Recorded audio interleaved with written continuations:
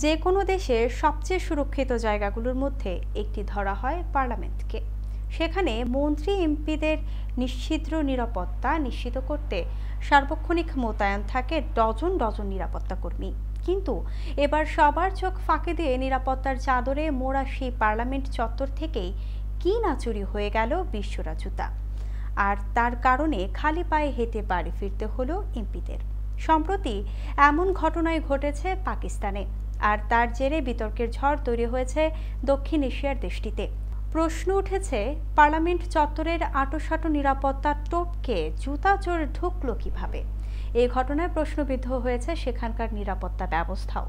পাকিস্তানের পার্লামেন্ট চত্বরে থাকা একটি মসজিদে জুমার নামাজ পড়তে মসজিদে ঢুকেছিলেন সংসদ সদস্য, সাংবাদিক ও সরকারি কর্মকর্তারা। কিন্তু নামাজ শেষ হয়ে বের হতেই সবার চোখ ছানা পড়া।